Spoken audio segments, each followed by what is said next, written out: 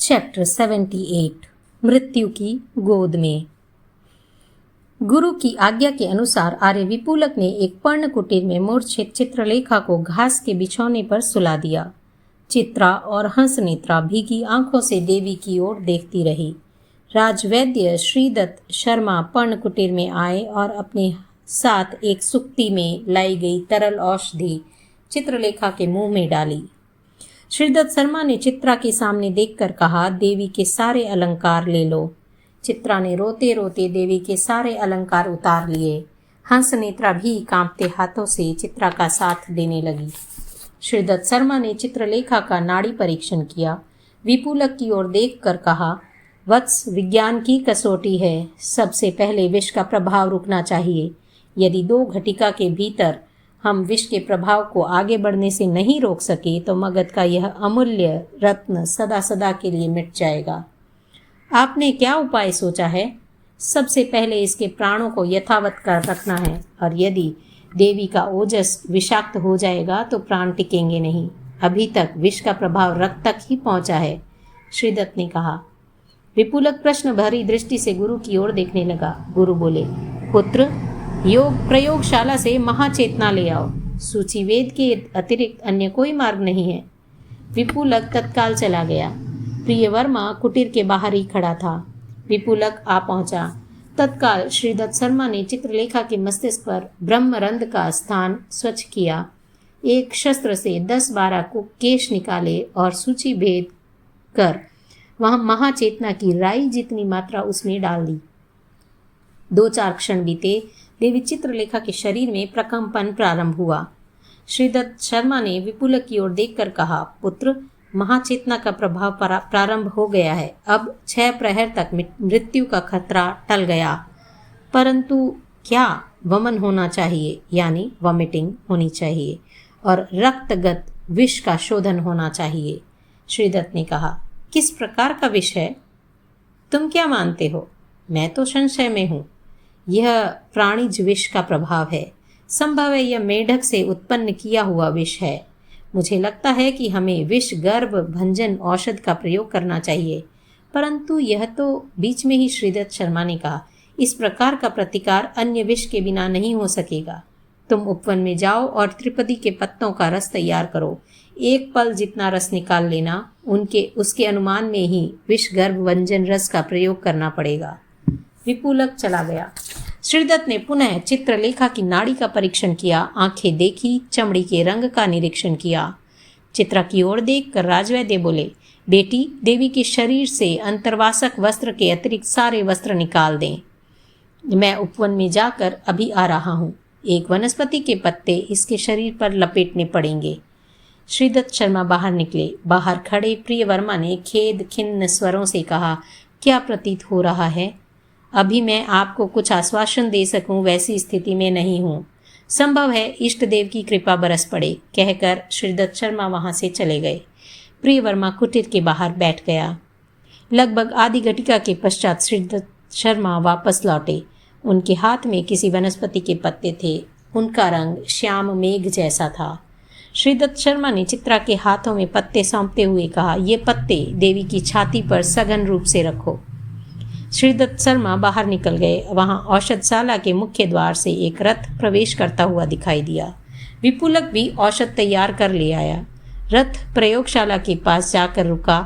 उसने में से महामंत्री श्रीयक और महात्मा चाणक्य उतरे। इस ओर आते हुए विपुलक ने दोनों को अपने साथ आने के लिए कहा। कुछ ही समय पश्चात सभी कुटीर के पास आए। श्रीदत्त शर्मा ने चाणक्य की ओर देखकर कहा, आप अंदर पधारें। श्रीयक प्रियवर्मा के पास खड़े रहे। चाणक्य ने कुटीर में पैर रखते ही पूछा, मेरी पुत्री कैसी है? स्थिर, अत्यंत गंभीर है स्थिति। मैं अपने प्रयत्न में कोई कसर नहीं छोड़ूंगा, श्रीदत्त शर्मा ने कहा, और विपुलक के हाथ से औषध लेकर कहा, वत्स, पद्मनलिका, ये लें पद्मनलिका, कहकर विपुलक ने एक पात्र की ओर संकेत किया। आचार्य विष्णुगुप्त देवी चित्रलेखा के मूर्छित शरीर को एकटक देखते रहे। श्रीदत्त शर्मा ने पद्मनलिका लेकर विपुलक से कहा, मुख खुला रखना। चित्रा के हाथ में औषध वाला पात्र देकर श्रीदत्त शर्मा ने अत्यंत सावधानी पूर्वक देवी के मुख में पद्म नलिका प्रविष्ट की। धीरे धीरे एक हाथ जितनी पद्म नलिका मुंह में प्रविष्ट कर उसके माध्यम से तरल औषध चित्रलेखा के उदर में प्रविष्ट कराई। पूरी औषधि उदर में प्रविष्ट हो जाने पर राजवैद्य ने पद्म नलिका मुंह से निकाल ली। उदर यानी स्टमक, पेट। वे बोले, अभी अभी औषधि की क्रिया प्रारंभ होगी। वह मन में यदि विष नहीं निकला तो इसी विधि को दोहराना होगा। चाणक्य ने पूछा, मूर्छा कब मिटेगी? प्रातःकाल तक यह मूर्छा टूट जानी चाहिए। यदि प्रातःकाल तक मूर्छा यथावत रही तो मानना होगा कि स्थिति जटिल बन गई है। चाणक्य मौन रहे। लगभग 20-30 क्षणों के पश्चात औषध का प्रभाव होने लगा और वह मन का वेग आता हो ऐसा दिखाई दिया। श्रीदत्त शर्मा ने तत्काल चित्रलेखा को बिठाया। विपुलक ने एक पात्र हाथ में रखा और उसी समय एक वमन हुआ। वमन में औषध के साथ साथ पित्त भी निकला। श्रीदत्त शर्मा गंभीर बन गए। आचार्य ने पूछा, विष निकला? नहीं, कहकर श्रीदत्त शर्मा ने विपुलक से कहा, वत्स, 2 पल जितना रस निकाल कर उसमें दुगनी मात्रा में औषध मिलाकर ले आ। विपुलक ने बाहर जाते जाते कहा, गुरुदेव, अग्नि शुद्ध करें तो यह प्रयोग सफल नहीं होगा। श्रीदत्त शर्मा ने निराश शब्दों में कहा। विपुलक चला गया। संध्या होने वाली थी। चित्रलेखा अभी भी मूर्छित थी। आचार्य बोले, वैद्यराज, किसी भी उपाय से चित्रलेखा को बचाना है। श्रीदत्त बोले, आप धैर्य रखें। चाणक्य अभी तक पैरों पर ही खड़ी थे। वह अब वहीं धरती पर बैठ गए। विपुलक आया। पुनः पद्मनलिका का प्रयोग हुआ। पुनः वमन हुआ। औषध निकल गया। थोड़े पित्त भी निकले। श्रीदत्त शर्मा बाहर आए। वे बहुत गंभीर हो गए। संध्या बीत गई थी। आकाश में तारे टिमटिमाने लगे। वैद्यराज आकाश की ओर देखते हुए वहीं चक्कर लगाने लगे। कुछ ही क्षणों पश्चात मानो उन्हें कोई नया रास्ता प्राप्त हो गया हो। इस प्रसन्नता से वे कुटीर में आए और बोले, विपुलक, एक क्षण आशा दिखाई दे रही है। तुम विद्रुम मिश्रित मृतिका लेप तैयार करो। यही एक अंतिम उपाय है। विपुलक बिना कुछ कहे औषधशाला की कुटीर की ओर चल पड़ा और उसी समय सम्राट चंद्रगुप्त का रथ प्रविष्ट हुआ। महामंत्री श्रेयक उस ओर गए।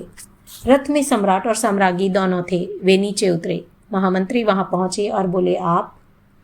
मैं धैर्य नहीं रख सका। कैसी है देवी चित्रलेखा? स्थिति गंभीर है। आचार्य देव उनके पास बैठे हैं, श्रेनक ने कहा। हमको वहां ले जाओ, सम्राट ने कहा। सभी कुटीर में आए। श्रीदत्त शर्मा ने सम्राट का अभिवादन किया। चंद्रगुप्त और सम्राज्ञी ने विचारमग्न आचार्य को नमस्कार किया। आचार्य बोले, ओह, आप? हाँ प्रभो, मुझे राजभवन में तनिक भी आनंद नहीं आया। चंद्रगुप्त ने कहा। सम्राज्ञी ने चित्रलेखा के कपाल पर हाथ रखा। चंद्रगुप्त ने अपने प्राणों की रक्षा के लिए बलिदान देने वाली मृत्यु से जूझती हुई चित्रलेखा को देखा। कुछ क्षणों बाद विपुलक ने आकर कहा, मृतिका तैयार है। श्रीदत्त शर्मा ने कहा, देवी को प्रयोगशाला में ले जाना होगा। तत्काल चित्रा और हंस नेत्रा ने देवी की शैया उठाई। सभी प्रयोगशाला में आए। श्रीदत्त शर्मा ने सभी को बाहर बिठा स्वयं प्रयोगशाला में गए। साथ में विपुलक, चित्रा और हंस नेत्रा को भी रखा।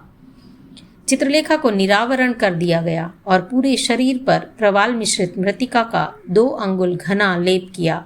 केवल नाक, मुंह और आंख खुली थी। फिर श्रीदत्त शर्मा ने स्वयं एक औषध तैयार कर पद्मनलिका के द्वारा धीरे धीरे औषध पान कराया। उन्होंने विपुलक की ओर देखकर कहा, गुंडच्या घृत का कुंभ तैयार है? हाँ। इस प्रयोग से यदि विष का वमन नहीं हुआ तो समझना चाहिए कि मानवी के प्रयत्नों का अंत आ गया है। विपुलक बोला, गुरुदेव, मुझे विश्वास है कि यह प्रयोग अवश्य ही सफल होगा। लगभग आधे घंटे के पश्चात वमन का एक महावेग आया और प्रबल वेग से काले रंग का वमन हुआ। पूरी शैया वमन से भर गई। राजवैद्य के नयनों से निराशा मिट गई। आशा की बिजली चमकी। वे बोले, विपुलक, विष निकला है। हाँ। तत्काल दूसरी बार वमन हुआ। उसमें कुछ रक्त दिखाई दिया। यह देखते ही श्रीदत्त शर्मा नाच उठे। वे बोले, विपुलक, सफलता मिली है। तुम इसको घृत पिला देना, मैं बाहर जाता हूँ। यह कहकर वे कक्ष के बाहर चले गए। बाहर खड़े लोग बड़ी आतुरता से उनकी प्रतीक्षा कर रहे थे। वैद्य को बाहर आते देख आचार्य ने पूछा, अब क्या हाल है? मगध की कल्याण मूर्ति बच गई। यह कहते कहते श्रीदत्त शर्मा की आंखों से हर्षाश्रु की धारा बह चली और वो सुनने वाले आनंदित हो गए। प्रियवर्मा ने पूछा, क्या देवी की मूर्छा दूर हो गई? कल प्रातःकाल तक वह सचेत हो जाएगी। अब आप निश्चिंत हो सकते हैं, राजवैद्य ने कहा। आचार्य ने महामंत्री की ओर मुड़कर कहा, आप सब जाएं, आधी रात बीत गई है, मैं यहीं रुकूंगा। तत्पश्चात सम्राट, सम्राज्ञी और श्रीयक आचार्य को नमस्कार कर वहां से विदा हो गए। प्रियवर्मा और आचार्य बाहर बैठे रहे। श्रीदत्त शर्मा खंड में गए। आचार्य ने अभी तक प्रियवर्मा से कोई बात नहीं की थी। उन्होंने पूछा, वत्स, क्या तुम कुछ जानते हो? प्रियवर्मा की छाती धड़कने लगी। उसने पूछा, किस विषय में? देवी ने जो विषपान किया है उसके विषय में। मैं यदि जानता तो यह स्थिति नहीं होती, प्रियवर्मा ने कहा। कुछ समय पश्चात विपुलक और चित्रा बाहर आई। आचार्य ने विपुलक से पूछा, क्या चेतना आई है? अभी पूर्ण रूपेण नहीं, धीरे धीरे देवी स्वस्थ हो जाएगी। देवी के शरीर पर जो लेप किया है उसे हटाना है, इसलिए अब शीत स्नान कराना है। विपुलक इतना सा कहकर भीतर चला गया। थोड़ी देर पश्चात चित्रा 10 आदमियों के साथ वहां आई। सबके सिर पर ठंडे पानी का एक एक घड़ा था। सभी भीतर गए। 5-7 क्षणों के बाद चित्रा और हंस नेत्रा के अतिरिक्त सभी व्यक्ति उस कुटीर से बाहर आ गए।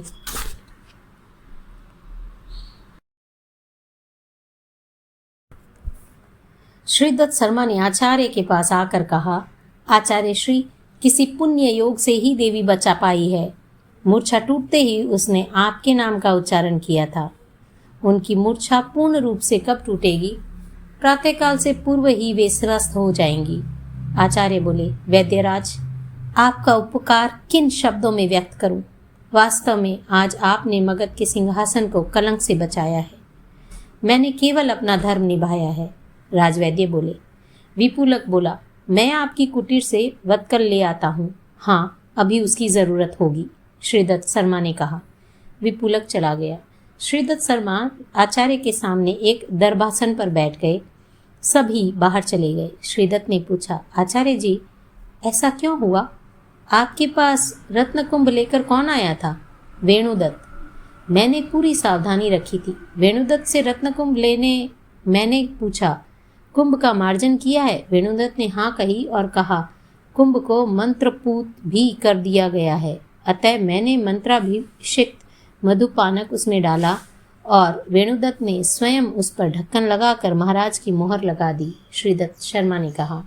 यह बात सुनकर आचार्य बोले, यह कार्य मैंने वेणुदत्त को ही सौंपा था, उस पर पूरा विश्वास था। मुझे आश्चर्य तो इस बात का हो रहा है कि देवी चित्रलेखा को यह ज्ञात कैसे हुआ। मुझे प्रतीत होता है कि इस घटना के पीछे कोई रहस्य छुपा है। श्रीदत्त शर्मा ने कहा, ऐसा करने से वेणुदत्त को क्या लाभ? मैं उसका पता लगा लूंगा। यह बात सुनकर प्रियवर्मा के मन में गहरी चिंता व्यक्त हो गई, किंतु वह गंभीर और मौन होकर बैठा रहा। विपुलक 2 वत्कल लेकर आया। आचार्य ने कहा, वल्कल किस लिए? श्रीदत्त बोले, देवी चित्रलेखा को वल्कल पहनाना होगा और उन्हें 10 प्रहर तक यहीं रखना होगा। पंचमी के प्रातः वे अपने भवन में जा सकेगी। चित्रा ने द्वार खोला। श्रीदत्त ने चित्रा के हाथ में वल्कल देते हुए कहा, भीतर के खंड में एक दूसरी शैया है, देवी को वहां ले जाना और वहीं वल्कल पहनाना। यह खंड विषयुक्त है, इसलिए सावधानी बरतनी होगी। चित्रा ने वल्कल लेते हुए कहा, देवी को होश आ रहा है, अब कोई चिंता नहीं है, उन्हें वल्कल पहनाकर शैया पर सुलाओ, फिर हम आएंगे, राजवैद्य ने कहा। चित्रा भीतर चली गई। रात्रि का 4था प्रहर प्रारंभ हो गया था। वसंत और ग्रीष्म ऋतु का संधिकाल होने के कारण मधुर वायु चित्त को आह्लादित कर रही थी। वैद्यराज ने विपुलक से कहा, वत्स, इस खंड को स्वच्छ करने के पश्चात हमें स्नान करना होगा। देवी की परिचारिकाओं को भी स्नान गृह में भेज देना। जी कहकर विपुलक ने प्रांगण में खड़े अन्य शिष्यों को बुलाया। खंड स्वच्छ होने के पश्चात राजवैद्य आचार्य विष्णुगुप्त और प्रियवर्मा को साथ लेकर प्रयोगशाला के अभ्यंतर खंड में गए।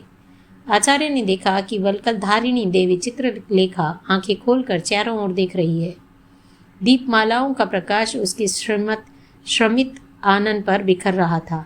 आचार्य को देखकर चित्रलेखा ने अपने दोनों हाथ उठाने का प्रयत्न किया, परंतु आचार्य तत्काल उसकी शैया के अति निकट आए, मस्तिष्क पर हाथ रखकर बोले, माँ, आज तुम्हारे इस दरिद्र पिता की लाज रह गई, स्वस्थ होना।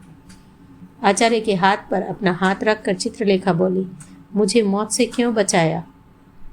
प्रियवर्मा की ओर अभी तक उसकी दृष्टि नहीं गई थी। आचार्य बोले, क्या तुम्हें याद नहीं है कि बैसाख कृष्णा त्रयोदशी के मंगल दिवस पर मैं आशीर्वाद देने आने वाला हूँ? ये शब्द सुनकर प्रियवर्मा का मन कुछ शांत हुआ और चित्रलेखा के नयनों से 2 आंसू कपोल पर ढलक गए।